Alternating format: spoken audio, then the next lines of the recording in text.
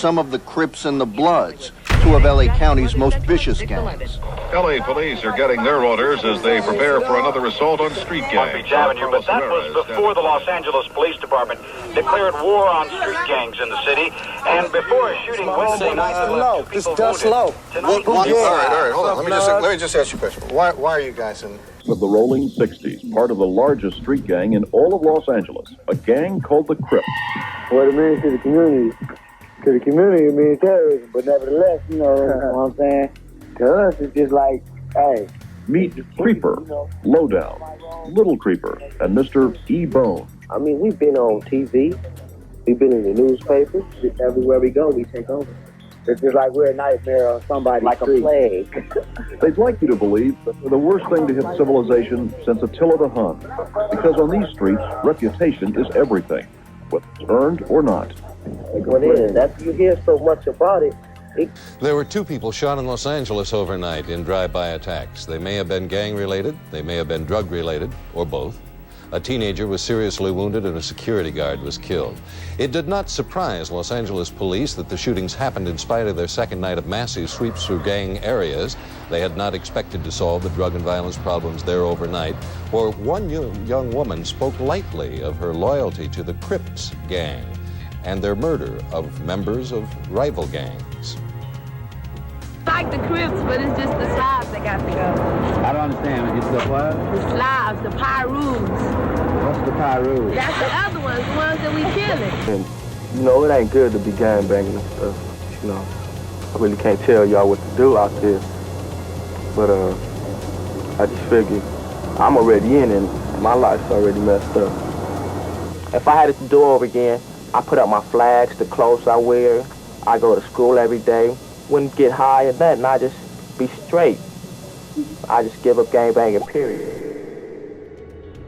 While the world views Los Angeles through the lens of casinos rolling in money, swaying palm trees, and the glamour of Hollywood, downtown LA is a different story. Amidst graffitied walls, drug trafficking, and unsafe neighborhoods, South Central is a far cry from the tourist-centric image of the city. However, South Central's peril is a tale as old as the streets themselves. 50 years ago, the city bore witness to a deadly triad of drugs, street gangs, and murder. In the heart of this urban life unfolded the deadliest gang war in American history, the Crips and the Bloods. For decades, these two formidable gangs have clashed, claiming the lives of countless young men in a war between rival gang members that rages on even today. But what the world views as meaningless violence between the Bloods and the Crips is in reality deeply rooted in a history forged by racial segregation and social injustice. I'm looking for you.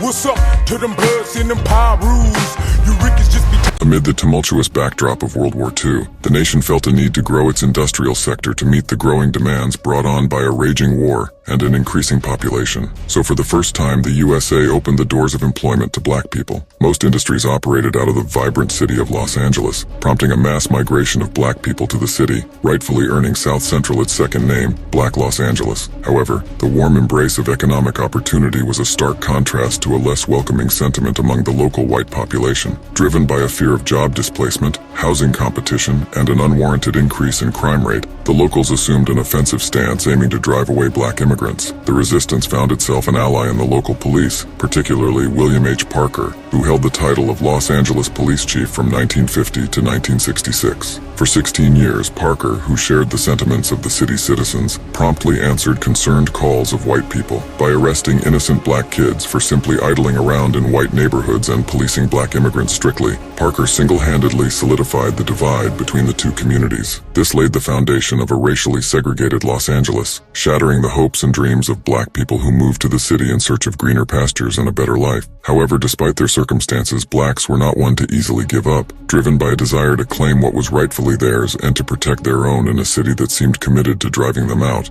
The local black population decided to take matters into their own hands. Blacks found strength in numbers, and so Los Angeles saw the birth of many street gangs. The city had dug its own grave by cultivating factors that prompted young black men to take up arms. Faced with a lack of employment opportunities, low-income housing projects, and mass poverty in a system that seemed rigged against them, a life of crime came calling for the young black men who found no better choice. For the residents of South Central, joining a street gang was the only way of survival. Robberies, thefts, and beatdowns was how these street gangs chose to earn their keep, a display of pent-up frustrations in the face of a racially segregated system. The Figaro Boys, Rams High, Chain Gang, and Peruse roamed the streets, robbing everyone in sight and killing anyone unfortunate enough to tick them off in a society that had turned its back on them. Arrests were made, but it did little to rid Los Angeles of an evil that was taking root. Back then, young boys found guilty of murder were only sentenced to 2 years in juvie. A woefully inadequate correction system only made gang members more fearless in their actions, turning Los Angeles into a land where lawlessness prevailed. While these gangs operated on their own in the beginning, the chaos saw a turning point when one man by the name of Raymond Washington entered the picture. Washington,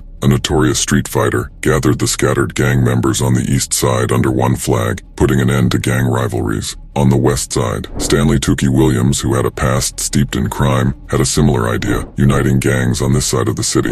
The two gentlemen met in 1969, uniting the gangs from both the east and west sides of South Central, calling themselves the Crips. Joining them was another gang leader, Matt Thomas, credited with founding the Compton Crips. Over time, Crips turned to Crips, a name that would go on to strike fear into the hearts of many for years to come. What do you do that makes people so fearful? We can walk into a place and that'll make people fearful just knowing that it's rolling 6.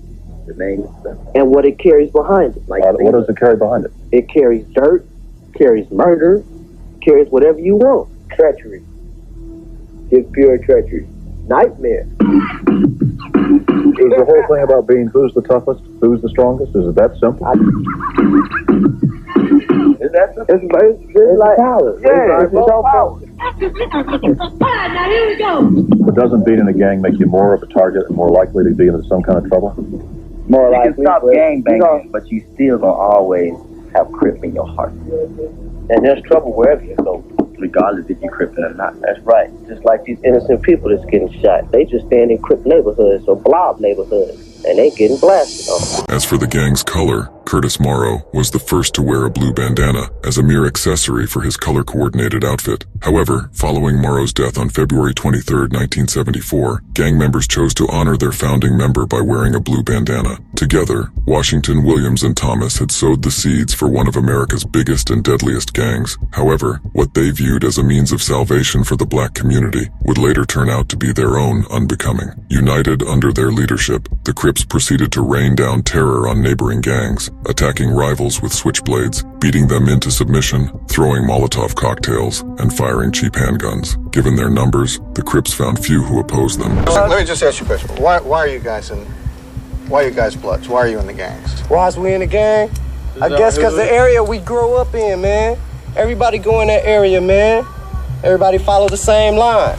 However, the Crips didn't make national news until 1972, particularly on the night of March 20th, with Soul Train, a popular dance show, hosting its first live event in Los Angeles. The night was supposed to be remembered for the air of festivity that breathed new life into the grim streets of South Central. However, 50 years later, that fateful spring night is remembered not for its music, but for the Hollywood leather jacket murder. After the concert ended, 16-year-old Charles Alexander Foster and Robert Bellew Jr. were making their way back when they caught the eyes of James Cuz Cunningham and Judson Baycott, two Crip members armed with a Smith & Wesson .22. Their crime? Refusing to hand over the coat Foster was wearing, a decision that cost young Bellew his life. However, that night, Bellew did not meet his end from a bullet wound, but at the hands of the two Crip members. While Baycott and Cunningham made their getaway, they were later caught owing to a young witness. That night, LAPD detective Al Gastaldo heard of the Crips for the first time, and by morning, everyone in the world knew about the raging street war in South Central. However, the national spotlight did little to hinder the gang's activities. In fact, Crip members found themselves bolder in their actions, pushing them further into a realm of illicit activities that perpetuated the cycle of violence in the streets of South Central. Frustrated with the Crips raining down terror on the neighborhood and operating as the sole authority, rival gang members sought up arms. However, the roots of this turf war can be traced back to the late 1960s when Washington and Co. attacked Benson Owens and Sylvester Scott. two students at the Centennial High School in Compton, California. Outraged and powerless, Scott sought to challenge the status quo on the streets by founding the Peru Street Boys, while Owens followed his lead by taking charge of the West Peru Gang, established to act as a shield for non-Crip members seeking refuge against the brutal violence perpetrated by the Crips. The Peru gangs provided a lifeline in what seemed like a Crips-dominated territory. Ballew's murder only added fuel to a fire that would eventually set the streets of South Central ablaze. In the words of journalist Michael Krikorian, the killing of Blue Jr. ignited the war between the Crips and the Bloods, the same way the killing of Archduke Franz Ferdinand of Austria sparked World War I. The Peru gangs, along with other non-Crip gangs, including the Black Pea Stones and Athens Park Boys, only grew more fierce in their retaliation against the Crips. However, the final straw in this meaningless territorial war that had claimed the lives of many poor black souls was the murder of Frederick Garrett. On June 5, 1972, 17-year-old Garrett, a member of the LA Brims, fell victim to a West Side Crip. However, even in death, Garrett found himself tangled in a senseless gang war as the Crips vandalized his casket before the wake. As fellow gang members lowered Garrett's lifeless body into the ground, non-Crip members were making plans to put an end to the Crips' brutality. And so the Brims evened the score on August 4, 1972, by gunning down Thomas Ellis, an original West Side Crip. However, that did little to quench the thirst for vengeance for these young black men. Gang members roamed the streets with machine guns and assault rifles ready to strike down anyone. Where you from? Answer that question wrong and you would have found yourself staring down the wrong end of a shotgun. Trigger-happy gang members found themselves using guns that were merely meant to strike fear into the hearts of rival gangs initially. The Crips fell victim to frequent drive-bys, losing many gang members. This state of affairs prompted the Crips to pack heat as well, and soon Los Angeles turned from a peaceful neighborhood to an all-out war zone. These are some of the weapons seized overnight in police actions, along with amounts of crack and money, lots of money, the lifeblood of the drug gangs and the motivator in their violence. These are nervous times. We wake up thinking like that we could be killed. We got to wake up thinking that you could be killed. Just to watch what's going on. I could just be standing around here right now. Somebody could come by, he could get shot. The cameraman, anybody. You know, that's just how it is. A lot of people are going to be watching this and they're going to say, you know, those guys are punks. Yeah. They're punks, and they got guns, and they're saying all this trash, or they ought to go out and get a job and knock this stuff off, and all they are is punks. Now, what would you say to them? I give a damn. Everybody talk about it. They know who I say like this. That ain't you ain't live my life. Yeah, I gotta live. You know what I'm saying? Instead of dipping into my business, you gotta better his own life. Damn what I am and what I do. Let's put it like this. We don't stop. If your brother got shot by somebody across town, you had a feeling you know who did it, and the police not doing nothing about it. You gonna take action. You gonna take action.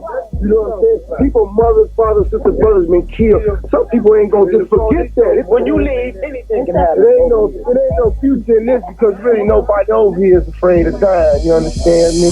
Later that same year, Pirus and other gangs, tired of the Crips claiming the streets for themselves, met up and formed an alliance that the world would know as the Bloods, a formidable force that would prove to be a thorn in the Crips' rise to power for many years to come. What's up, beat that? Short for Dusty Loco, Crazy Dusty. He is a Blood wearing the blood color, red. Dusty is a gang banger, which is what they call you when you've been allowed in as a full-time active gang member. You're proud of the fact that you're in the gang. From Limehood, yeah. From Limehood, but you're proud of the fact that you're Blood. Yeah. Why is that? Why? Yeah. Because I'm down. I'm down for it. Because I'm a true. I come from the heart. But why? Why be in a gang? What's in it for you? What's in it? I mean, you can get killed, right? Yeah. Well, you mean some of your friends been killed? Yeah. So for a simple cause. What's the simple cause? Of being a Blood. Going down with the Bloods. That's how we feel. We die, it's like we go kill one of them. Mm-hmm. One of them died. Because they down for it, they'll get took out. And then guess what happens after one of them die? And they come back. And then it's a feud until they don't want no more, until everybody just drop it. But ain't nobody gonna drop it. You're willing to die for whatever this cause is? If that's what it takes. Yeah, I'm not saying you want to. I'm saying you will. No, I don't want to. But if somebody riled up on me and take me out, I guess it was my time to go like that. But ain't nobody did it yet, so I guess it ain't my time to go. How old are you? I'm 17. By 1978, 15 blood sets were operating out of South Central. Although the Crips still outnumbered them 3-1, the Bloods kept up their resilience in the face of absolute power and violence, setting the stage for a long-standing rivalry that would define the landscape of South Central for years to come. If you take away the difference in the colors, blue and the red, you take away the difference in location, what is the difference between Crips and Bloods? Bloods are cowards. They're cowards. Say that again? Cowards. Who's cowards? Bloods. What's that? Slob. You don't say the word Bloods. Why not? Because that's what they say. They cowards. Right here, this means West Side 60s, little low down. Right here, R.I.P. means rest in peace, my homegirl Tricky. This is Fry, Pee Wee, Speedy, Snow, Kings, Demons. You know, Kings, that's their gang. Kings gang. That's, you know, and they cross them out. What do you mean they crossed them out? They cross them out because they want to kill them. That's what they mean when they cross somebody out. They want to get with them. This red line? Yeah, that line all the way through. Why is it important to have the graffiti? It's not. It's important. It's like to be known as a person, you know?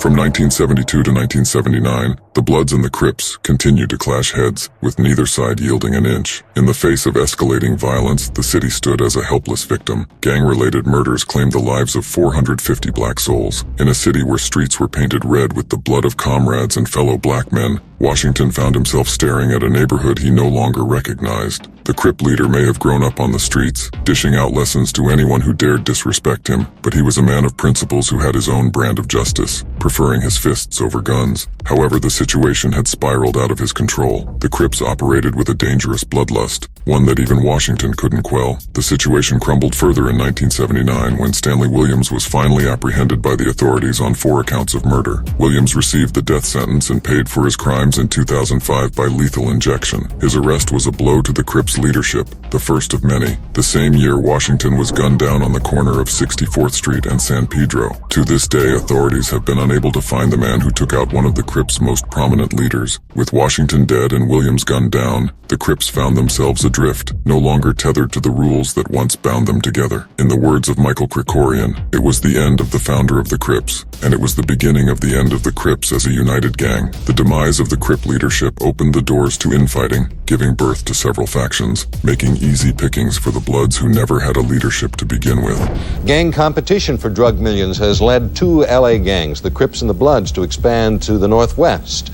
battling for turf in Seattle and Portland. While LA police were arresting several people over this last weekend, their number in the hundreds, Seattle police were dealing with other members of those same gangs. Some 80% of Seattle's crack is said to come from LA. We have documented instances of California gang members being here in Seattle. I think it's important to emphasize that the biggest victims in this whole scenario are actually the people that live in the areas where drugs are being dealt. Seattle police say that 7 people have been killed there this year in drug gang-related shootings. 387 were killed in such crimes in LA. The shady alleyways of South Central, a neighborhood already crumbling owing to a raging gang war, took a dark turn in the 1980s as a more sinister evil seeped in through the cracks: crack cocaine. South Central had always been a backdrop for drug-related activities, with early Crip members selling love leaf, tie stick, and LSD on the streets. However, it was the 80s that ushered in a new era of addiction and drug trafficking. The volatile combination of a raging gang war and a lack of better opportunities made Los Angeles the perfect breeding ground for drug dealers. However, with the murder rate increasing by a staggering 50% in 1980, cocaine sellers found themselves in a perplexing situation: an abundance of crack and a declining market. By 1992, the LA County reported 803 gang-related homicides, a chilling 77% increase over the 1988 figure. And so, both Crips and Blood sought out new markets to maintain their drug empires. This sparked the migration of gang members from Los Angeles. Bloods and Crips ventured as far as Baltimore, exporting not only drugs, but also the deep-rooted gang gang violence that plagued South Central for years. With the Crips and blood culture spreading beyond the streets of South Central, it didn't take long for the Hollywood spotlight to find them. Rap group NWA deserves most of the credit for bringing the gang scene from the streets of South Central to the global stage. Together, the likes of Ice Cube and Dr. Dre played a pivotal role in bringing the harsh realities of gang life, rivalries, and police confrontations to the forefront of hip-hop. Hollywood producers saw the potential in South Central's turbulent history and seized the opportunity. And so with films like Boys N the Hood, Colors, and Menace to Society, the story of South Central's blood-stained streets found itself a global audience. However, what was supposed to be a gritty take on street violence and drug trafficking soon turned into a source of inspiration for young black males across the country to align themselves with these groups. The grim portrayal of street life against the backdrop of socio-economic struggles resonated with many, leading to the glorification of Crips and Bloods.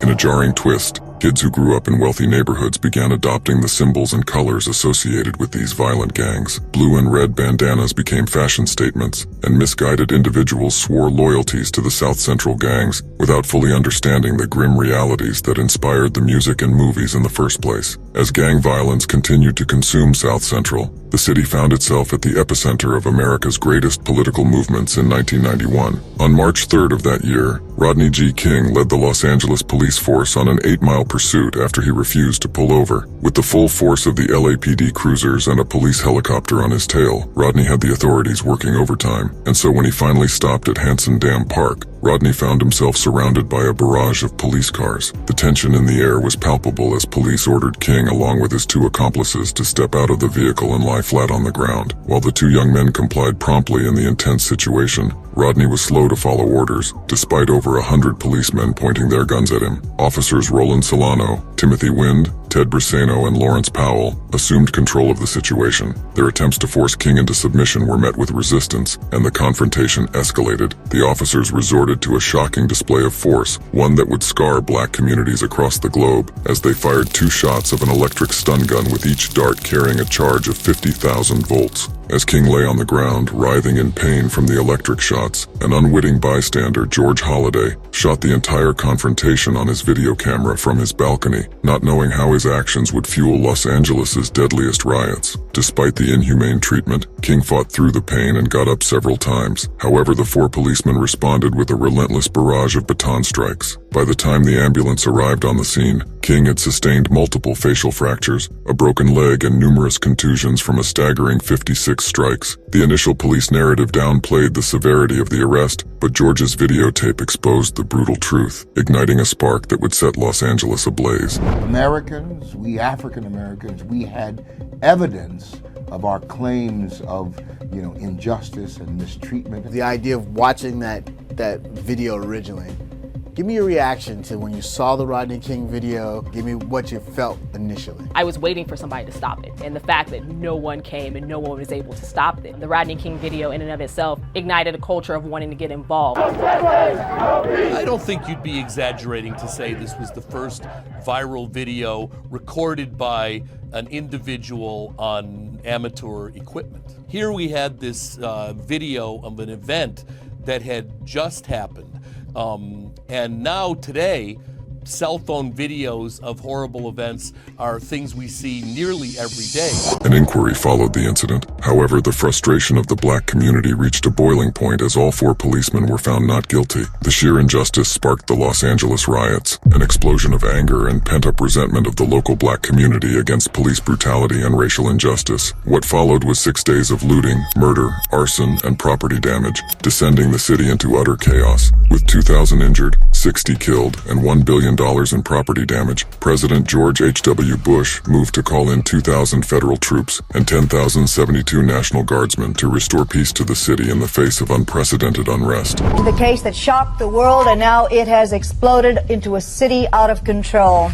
The defendants being congratulated as the verdict not guilty rang through the packed courtroom over and over again. The 4 LAPD officers in the Rodney King beating case found not guilty on all counts except one. That announcement set off a firestorm of uncontrolled riots and violence that is still going on tonight.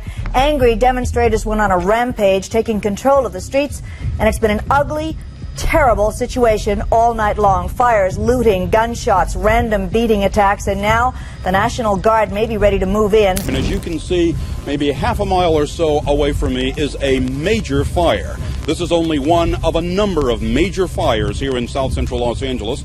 According to City Fire, there are now approximately 40 separate fires, significant fires, underway in South Central Los Angeles. All total, since about 7:30, we are informed, there have been in excess of 150 separate fires.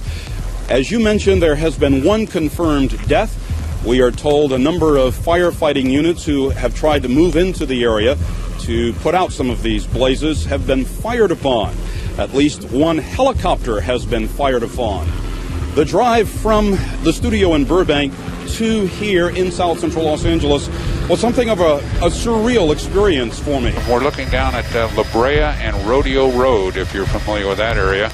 And this is right below where the Baldwin Hills Dam did all the damage, and off to our just off the nose of the helicopter, you can't see it, but that's Dorsey High School over there. So if that helps orient you, that's La Brea and Rodeo Road, and a couple of big fires going. The big Thrifty drugstore's on fire here, and that's on the northeast corner, if you can recall that area.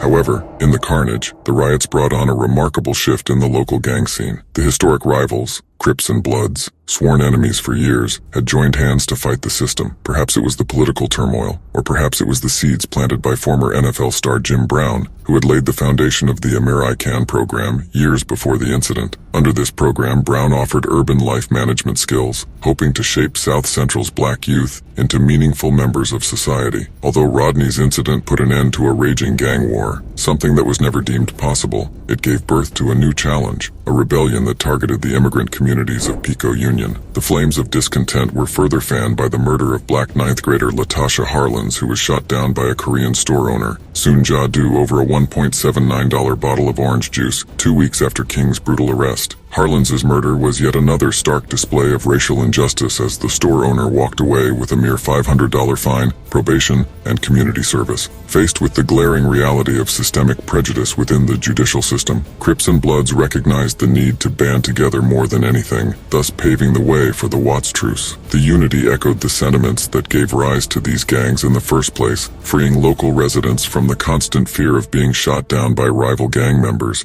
and granting young kids the safety of playing in their front yards. The Watts Truce dramatically brought down gang-related homicide in the region. Emergency room physicians who for years had never gone a night without treating victims of gang violence found themselves shocked, as not a single black male was brought in on the first weekend following the truce. Gang-related homicide plummeted by 52% from 1991 to 1992, while drive-by shootings went down by 50%. Leading gang members sat down with government representatives to propose a plan for reconstructing South Central, breathing life into broken homes, and giving young black men another chance at life. Together, Crips and Bloods asked the government for hammers and nails to rebuild the city. Unfortunately, the visionary Bloods-Crips proposal never materialized. However, South Central had found its community. Over the years, Bloods and Crips have resorted back to the old ways, time and time again. But at the same time, these gangs have come together in the face of systemic oppression and adversity for the good of the people. South Central bore witness to a united front following the tragic deaths of Freddie Gray